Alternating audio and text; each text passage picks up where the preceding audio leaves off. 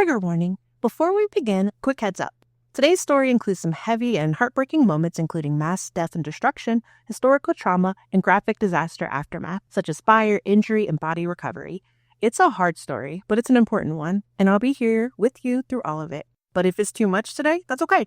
Listen when you feel ready, or skip this one entirely. Your well-being is what matters most.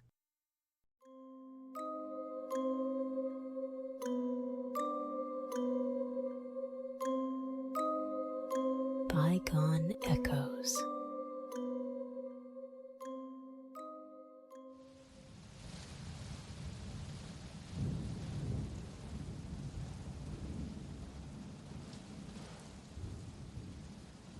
Hello, my curious and slightly morbid friends. Welcome to Bygone Echoes, a history podcast, where history isn't just something we study, it's something we feel deep in our bones. Sometimes it makes us laugh, sometimes it makes us shudder, and sometimes it makes us so angry that we have to scream into the void for a minute. I'm your host, Courtney. Grab your raincoats because today we are trudging into one of the deadliest, most infuriatingly preventable disasters in American history, the Johnstown Flood of 1889. But don't let the word flood fool you. This wasn't just a bit of rain drama. This was a man-made catastrophe constructed by the decisions of the rich, steeled by negligence, and unleashed like a biblical curse. So picture it.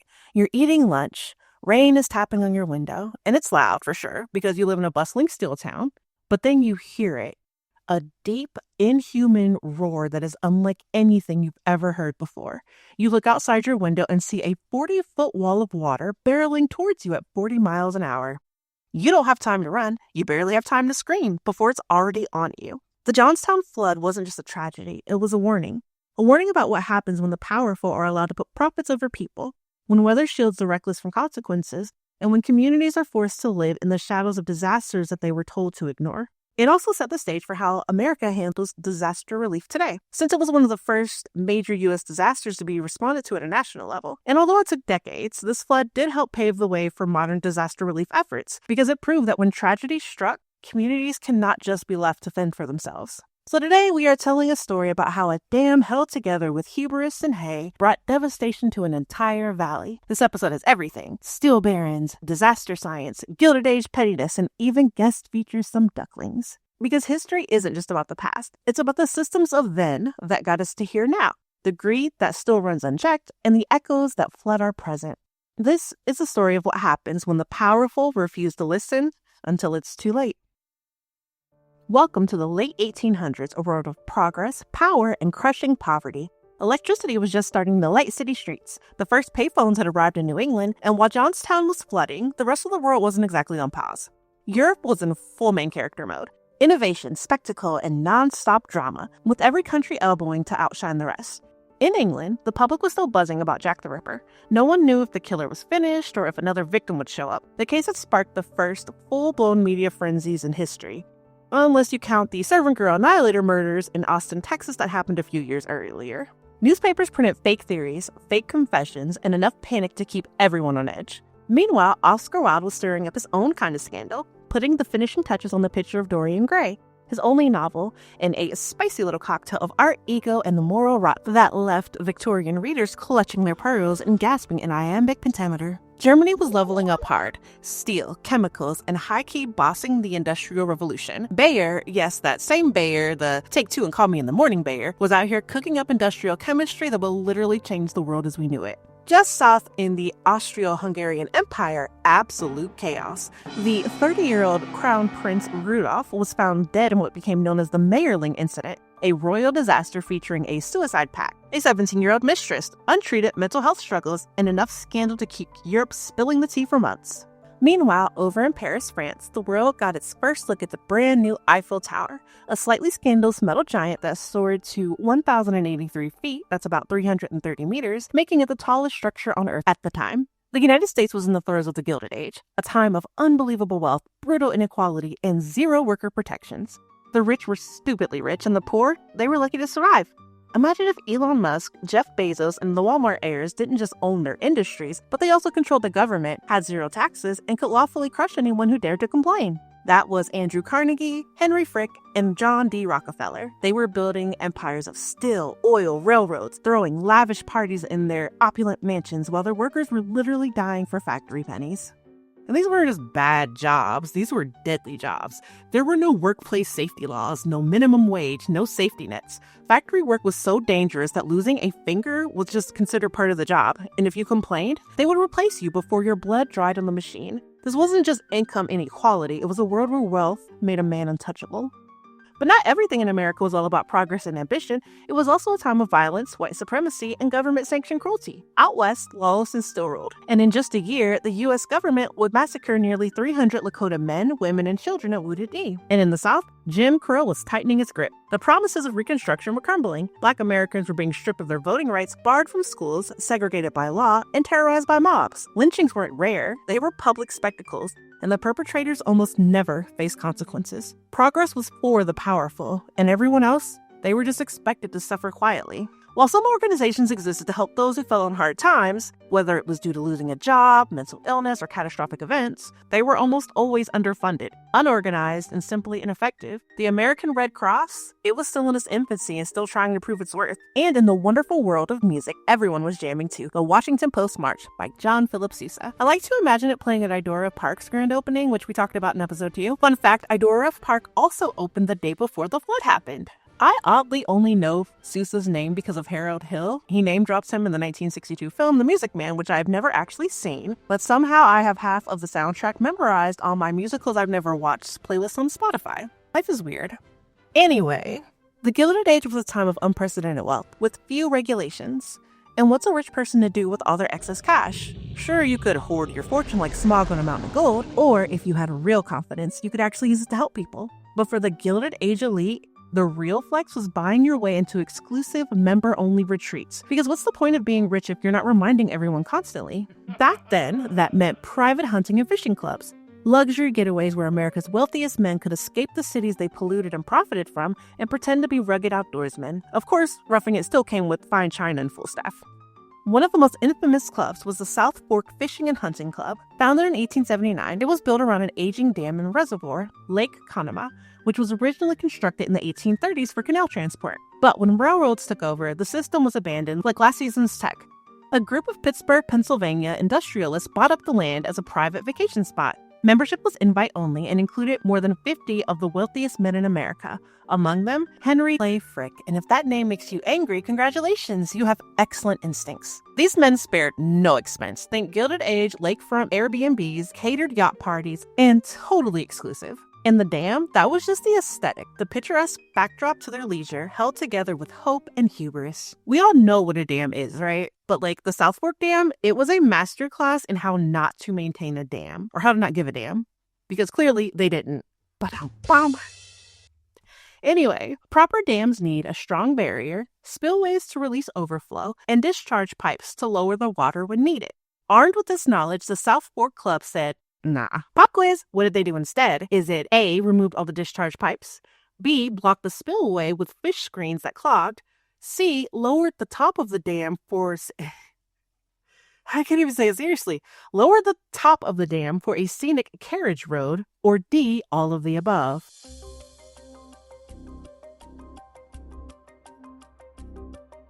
Congratulations! If you picked D, you are correct. They were literally the damn worst. And everyone knew the dam was unsafe. Locals raised concerns for years. Reputable engineers came, inspected it, and outright said, yeah, this is gonna fail. And the club's response? Gaslight, gatekeep, and patch it with straw. Like a cartoon villain trying to plug up a sinking ship. They dismissed every warning as paranoia. But to make everyone feel better, like they were trying to be good guys here, they sent their own hand-picked, unqualified inspectors who, surprise, declared it safe.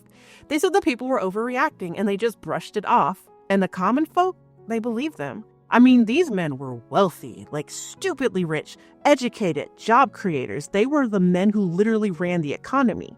So of course they knew what was best for everyone, right? Well, let's talk about the people who actually lived beneath that damn dam.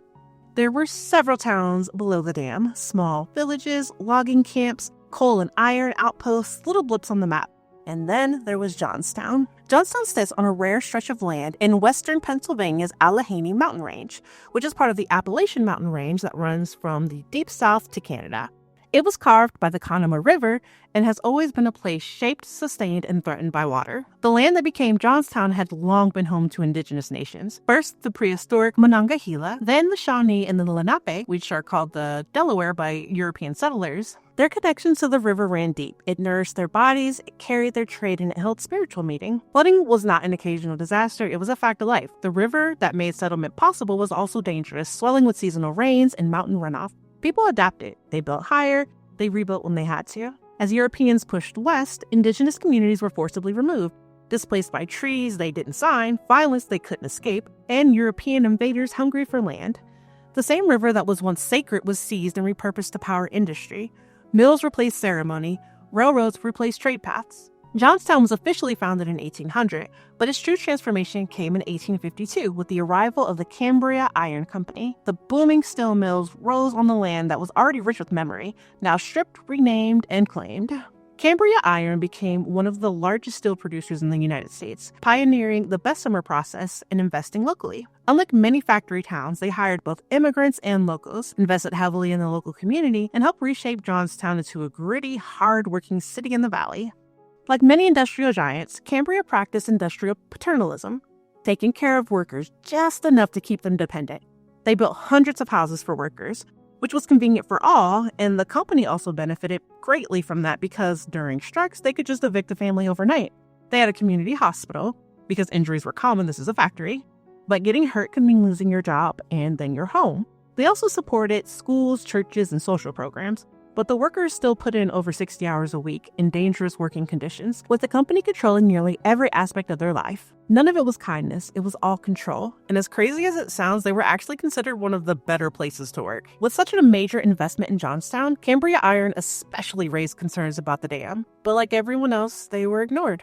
Johnstown was never silent. It had a population of around 30,000 people. The mills thundered day and night, spitting black smoke into the sky, the sound of steel shaping the world echoing through the valley. The air smelled of hot metal, coal dust, and sweat, and the town moved to the rhythm of the mills. Factory whistles told you when to wake up, when to eat, when to sleep, if you had time for it. It was a town of families. Wives stretched meals to make money last, children worked in family stores or took on jobs of their own, and men picked up extra shifts whenever they could. Some days it was enough, and other days it wasn't. Just a few summers before the flood, diphtheria swept through Johnstown, killing more than 120 children in a single season. Imagine being a parent back then. Your child wakes up with a sore throat, which is nothing serious at first. Kids get sick all the time. But by the next day, they are gasping for air. Their throat is literally closing, and there is no cure, no medicine, no help. All you can do is watch them suffocate to death, helpless. And when it's over, you still have to find the money to bury them, along with dozens of other grieving families. Funeral processions lined the streets, and the smallest coffins always seemed to weigh the most. Diphtheria was a nightmare, and today, in places with access to healthcare and routine vaccinations, it's almost gone because we have a vaccine, and it works. In 1889, parents would have given anything to have what we have now. But despite the grief and the hardships, Johnstown kept moving. The skyline was a mix of grit and grandeur. For the working class, home was cramped company housing, rows of brick and wooden tenements stacked so close that you could hear your neighbor's life through the walls. A single house might hold 2 or 3 families. Laundry lines crisscrossed over dirt streets that turned to mud whenever it rained. New immigrants and single men lived in boarding houses, packed into small rooms, renting beds by the week. But higher up, literally and socially, was a different Johnstown. Mill supervisors, business owners, and professionals lived in grand homes. Queen Anne, Italianate, Second Empire architecture. Turrets, wraparound porches, and stained glass windows. Elegance above the floodplain. An important and newer landmark in Johnstown was the Stone Bridge, built by the Pennsylvania Railroad in 1887. It was a lifeline, carrying steel, coal, and goods in and out of the town. Without it, the mills couldn't run, and it was built strong. It actually still stands today.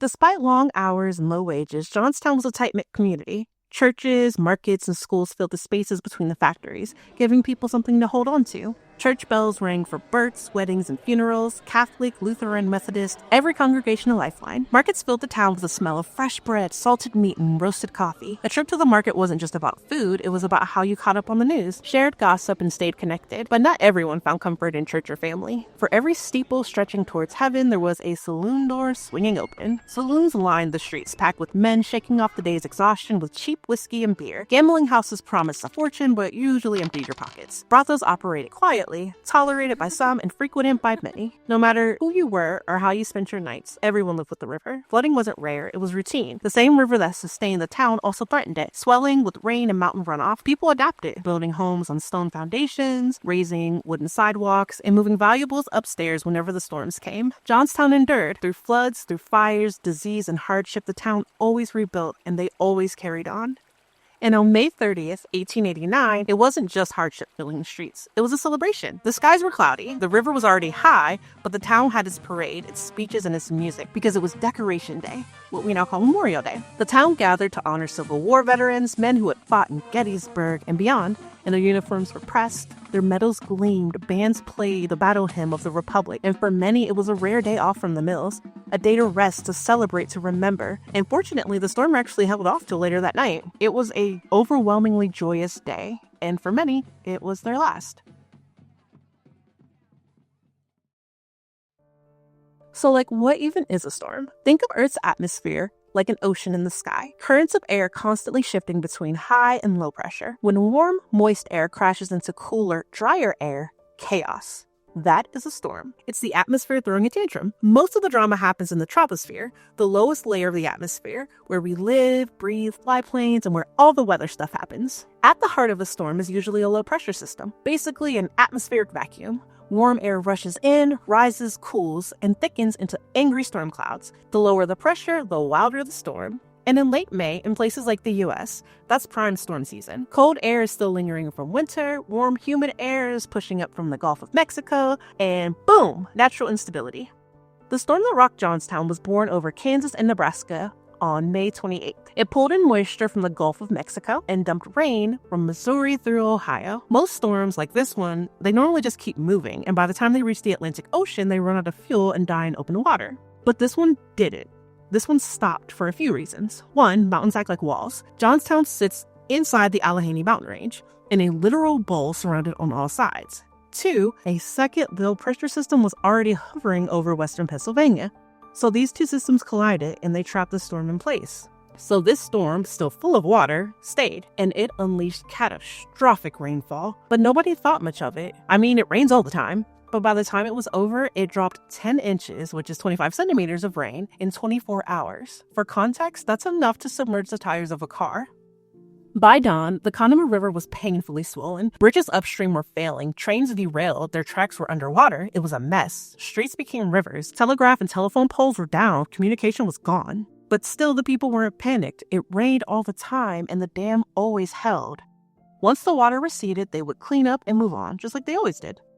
But 14 miles upstream, the South Fork Dam was holding back more water than it ever had before.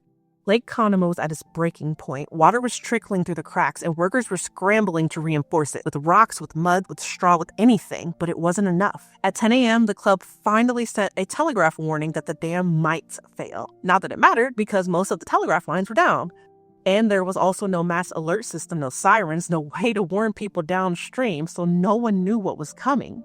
By noon, it's still raining, and the lake was nearly spilling over. The dam's earthen walls were soaked and crumbling, and it could not take much more. And then, around 3:10 p.m., it happened. The dam let go. 14 million tons, or about 12.7 metric tons of water burst free, tearing through the valley like an avalanche. The entire reservoir emptied in just 30 minutes. One of the first victims was a dam worker, trying to still plug the leaks with a shovel. The first wave was nearly 100 feet, that's 30 meters high, roughly the length of a Boeing 737. It raced down the valley faster than a car on a highway, and it didn't just hit, it consumed, like an ancient, godless leviathan with all teeth and momentum.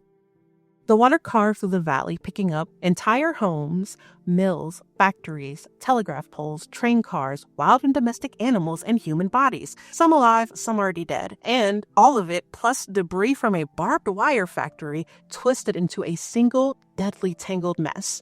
It wasn't just a flood, it was a firestorm in waiting, because the water was also soaked in oil, gas, and grease from dozens of sources, one spark away from becoming something even worse. By 4:07 p.m., the flood reached Johnstown. Thankfully, it had slowed slightly, and it was only 40 feet or about 12 meters high, which is still, honestly, as long as a shipping container. And it was full of death and destruction. People had no time to run. The water hit like a battering ram, tearing people from their homes, smashing bodies into debris, and dragging them under thick, muddy water choked with splinters, glass, and blood. Some clung to the wreckage. Most never stood a chance. For many, death came in seconds. There were so many direct quotes and eyewitness accounts from this day, and before I go on, I want to take a moment to share one of the most powerful first-hand accounts from the flood. This is the story of Gertrude Quinn Slattery, who survived the disaster as a child and lived to tell it.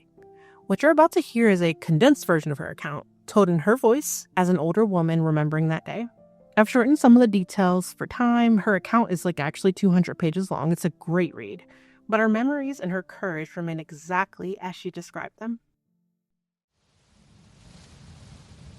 The morning of May 31st was dark. A mist, like smoke from brushwood fires, hung low and turned into a heavy, steady rain. It soaked everything. The rivers had already spilled over their banks, and people in the lower parts of town were hauling their things upstairs. But at our house, we still felt safe. We lived in a tall, 3-story brick home with iron gates and a small garden. That day, only the ducklings were allowed outside. Mama had gone to visit family a few towns over, leaving us kids with Papa, our nurse Libby, and Aunt Abby, who just arrived from Kansas with her baby. My sister Marie was sick with measles, crying softly from her crib. My older brother was out with friends, playing in the rising water. Papa had been worried for days. He said if that rain didn't stop, the dam upstream would break. Our neighbors laughed, calling him overly cautious. But when he left for work that morning, I saw it in his eyes. He was afraid. Papa came home around lunchtime, soaked to the bone, and told us to get ready in case we had to run for the hills.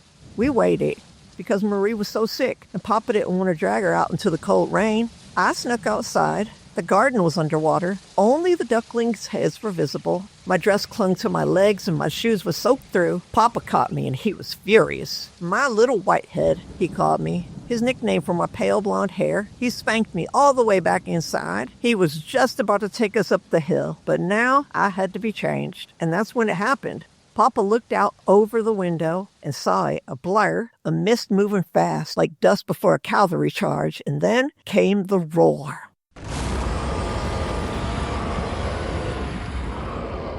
The dam, he said. Run, run, run for your lives. He scooped up Marie, called for Aunt Abby, and ran for the hill with my other sisters. But Aunt Abby refused to follow. This house is brick, she said. It won't fall.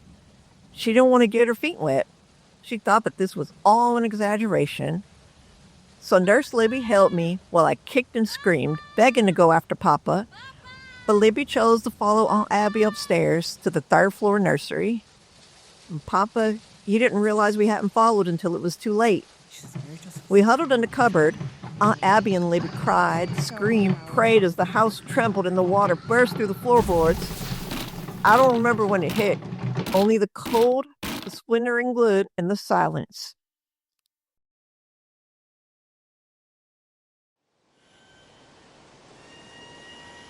When I woke, I was floating on the mattress, alone. My clothes were gone except for my underclothes. My hair hung in muddy ropes down my back. I thought it was Judgment Day. Around me, there was fire, ash, broken houses, dead animals, dead people. The air stung.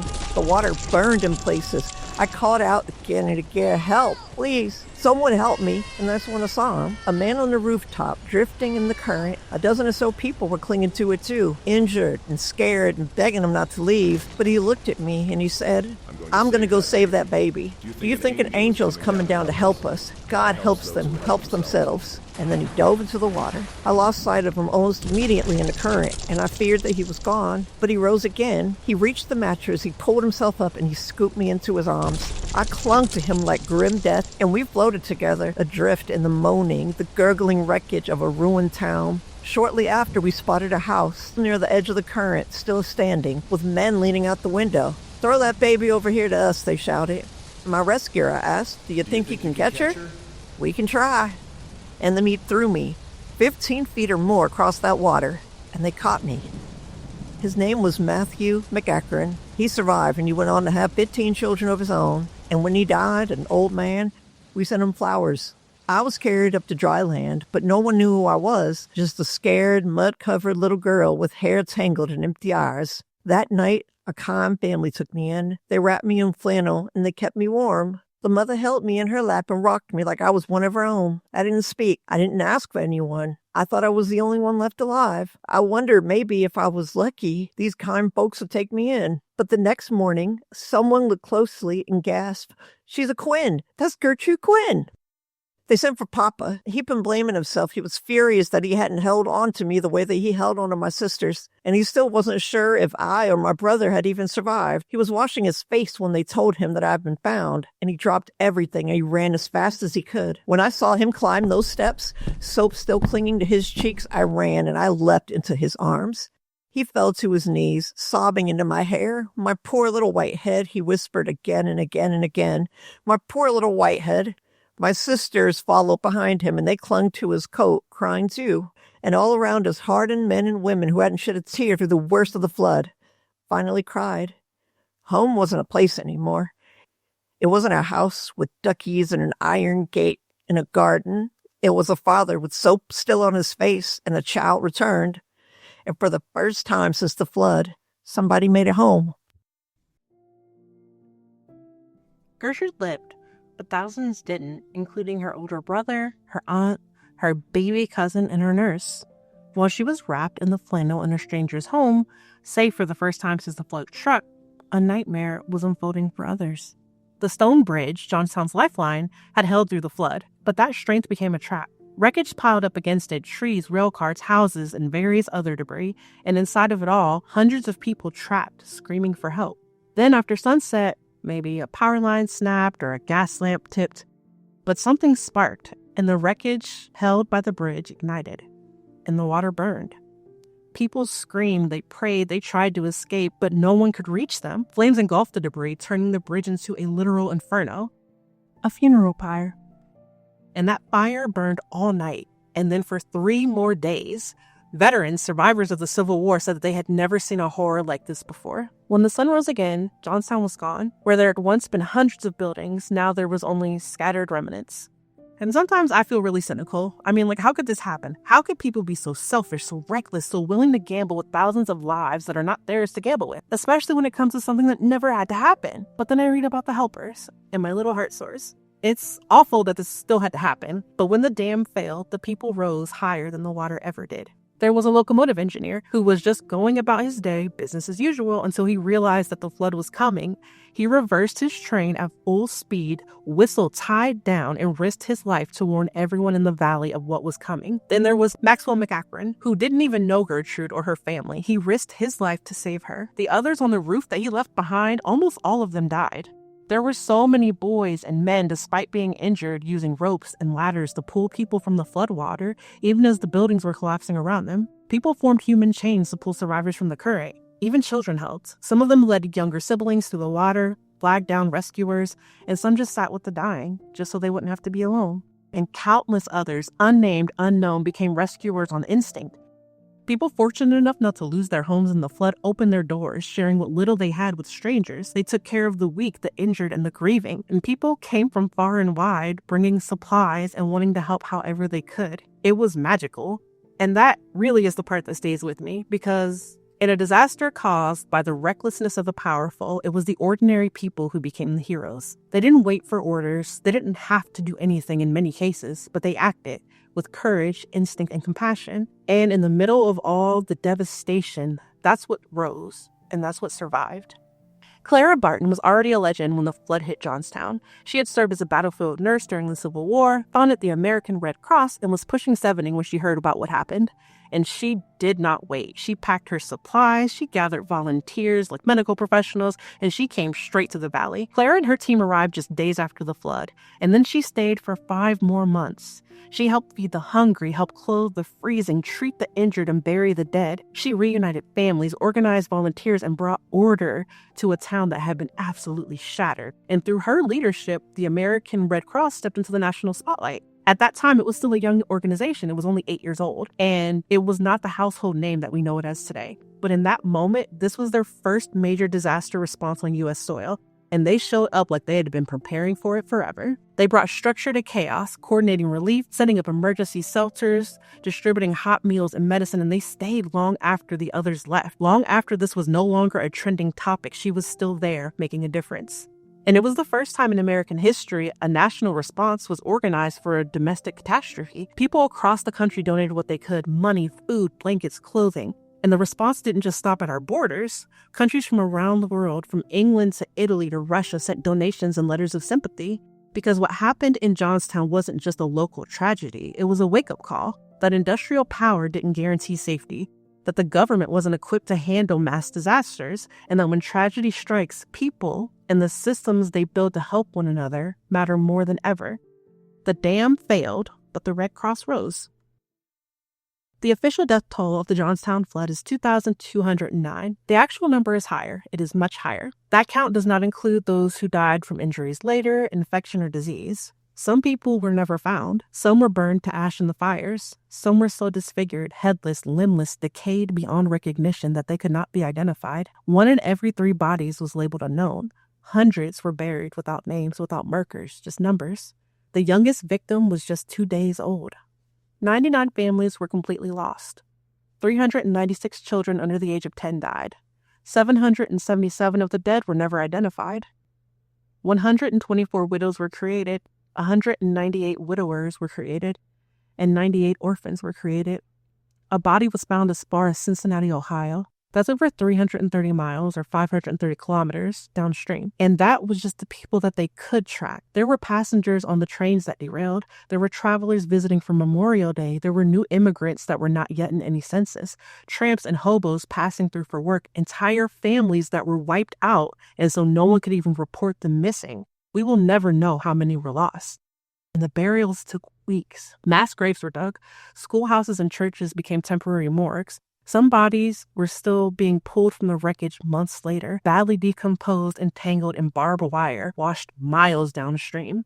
The last body from the flood was recovered in 1911. That's over 20 years later. And honestly, it was exhausting, traumatizing, and for many the grief never had a name, just a number, a blank tag, a missing face. Rebuilding took time, but it started fast. The people of Johnstown didn't wait. Even before outside help arrived, survivors were already clearing rubble, salvaging lumber, and putting up makeshift shelters.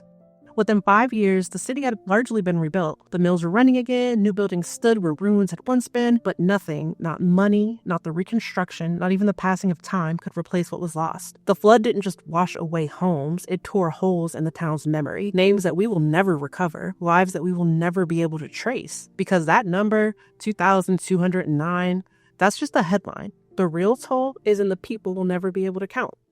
So clearly, this was an awful, catastrophic, preventable event, and the victims got justice and everyone lived happily ever after. So no one was legally held accountable. Not one member of the South Fork Fishing and Hunting Club was ever criminally charged or sued successfully. They lawyered up immediately and blamed it as an act of God, and so they got away with it. Why was this allowed, though? Back then, the legal system heavily protected the wealthy, and the doctrine stated that if you did not intend harm, you were not liable. Even if your negligence caused the disaster, even if your choices killed thousands, if you didn't mean to kill anyone, the courts just said, it do be like that sometimes, and let you go. No fines, no consequences, no legal compensation for any of the survivors. The club literally just walked away. And remember, these were not just some rich guys. These were some of the wealthiest and most powerful men in the country. Andrew Carnegie, Henry Clay Frick, Andrew Mellon. They had the money to fix the dam. They had been warned for years that it was not safe. They had engineers telling them that it wasn't if it would fail, but when it would fail. But hey, rich guy LARPing, and who cares who it crushes in the process? A few members did throw money at the recovery. Some donated thousands of dollars for the relief efforts, which is like Jeff Bezos handing you a $5 and saying, hope this covers the trauma. Andrew Carnegie also funded a new library for the town, one of his earliest philanthropic gestures. But let's be clear, no donation, no building, no philanthropic gesture can erase the fact that no one was held accountable. The South Fork Fishing and Hunting Club quietly shut down not long after. The local backlash was immediate. Their name was mud. Some people were even starting to vandalize their properties. And the media, this was interesting. The narrative was controlled. Some local papers pushed back, but nationally, a lot of them just played it safe. Soft, cautious. Because let's be real, when the men who caused the disaster are also the ones funding the railroads, your steel supply, your ad space, you don't bite the hand that owns the press. The official story became one of a natural disaster, not human negligence, a storm, a tragedy, but not a crime, never a crime. And so the people of Johnstown were left to bury their dead and rebuild their lives, while the men who caused it, they just went home to their mansions and found somewhere else to play pretend. The Johnstown Flood wasn't just a warning for 1889, it's a warning for now, because when you zoom out, the patterns haven't changed. The names are different, the tech is newer, but the story is the same. Back then, a group of rich men cut corners, ignored engineers, and refused to be held accountable. Today, billionaires like Elon Musk, Jeff Bezos, and their buddies play with rockets, factories, and political influence while gutting labor protections, dodging regulations, and laughing in the face of oversight. Musk is a major political player with no elected office, no public accountability, and no interest in regulation that slows down his empire building. And when people raise concerns, they're labeled paranoid, alarmist, anti-progress. Does that sound familiar? Gaslight, gatekeep, patch it with straw. Back in 1889, the dam was failing, and the wealthy told everyone that they were overreacting. In 2024, Hurricane Helene brought catastrophic flooding across the southeastern U.S. Some areas saw up to 3 feet of rain, roads collapsed, water systems failed, and decades-old warnings about crumbling infrastructure suddenly became everyone's problem. And just like in Johnstown, much of it was preventable. Maintenance had been delayed, budgets slashed, oversight ignored, and when the disaster struck, it was the ordinary people who paid the price. The truth is, we cannot prevent every natural disaster. The rain was always going to fall in Johnstown. The economy was always going to rise. There was going to be a flood. But the dam, the avalanche of water that it unleashed, that was preventable. We could have reinforced that. We could have taken responsibility. We could have listened, and we didn't. And that is the moral here. Natural disasters are inevitable, but the damage, the death toll, that's on us.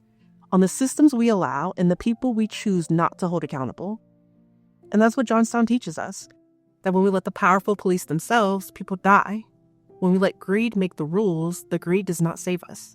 And it's why we need organizations like FEMA, why we need robust, funded, transparent disaster relief systems that exist to protect the people, not the profit margin. FEMA itself wasn't even created until 1979. That's 90 years after Johnstown. And even now, every time it gets defunded, defanged, or delayed, people suffer. Disasters are getting worse, and recovery is getting slower.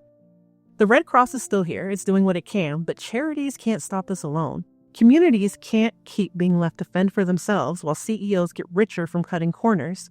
Because this story is played out time and time again. In recent memory, look at Hurricane Katrina, the water crisis in Flint, Michigan, and the COVID hospital wings, and Hurricane Helene in 2024. Everywhere where legitimate warnings are ignored because someone decided it was too expensive to care. But it doesn't have to be this way. We can demand better. We can vote better. We can build systems that value human lives over executive bonuses. Because history is not just what happened, it's what keeps happening, and it's what we're willing to do to stop it. And that, my friends, is the story of the Johnstown Flood of 1889, a tale of greed, negligence, community survival, and the brutal cost of looking the other way. It is super duper easy to treat disasters like distant history, like relics of a time when people just didn't know any better. But the thing is that we do know better. And yet the same patterns keep repeating. Warnings are ignored. Corners are cut, lives are lost, accountability is dodged like it's contagious. But we also see the best of humanity in the worst of times, in every helper who leapt in the floodwaters, in every person who dug graves and built shelters, in the communities who carried each other, even when the systems didn't. So what do we do with all this? We remember. We fight for better systems, we hold the powerful accountable, and we don't wait for tragedy to show us what we should have done. Because when it comes to greed, infrastructure, and disaster, it's not a question of if it will happen, but when. Thank you for tuning in to Bygone Echoes. I am so grateful that you decided to join us today. If this episode moved you, shocked you, or made you rethink how history repeats, share it, rate it, talk about it. And next time, we are shifting gears just a little into omens, curses, and the curious magic of superstition. That's right, episode 13 is The Devil's Dirty Dozen, a superstition special. We'll be talking black cats, unlucky numbers, haunted mirrors, cursed trinkets, and maybe even a little salt tossed over the left shoulder, just to be safe. Because weird history is real history. Until then, be kind, be curious, and be ready to make history. Interested in learning more? We recommend Johnstown and Its Flood by Gertrude Quinn Slattery, The Johnstown Flood by David McCullough. The PBS documentary, The Johnstown Flood, visit the official memorial site run by the National Park Service by searching Johnstown Flood National Memorial. Visit the Johnstown Area Heritage Association website for more information, resources, and stories like this. Visit our website at www.bygoneechoes.website.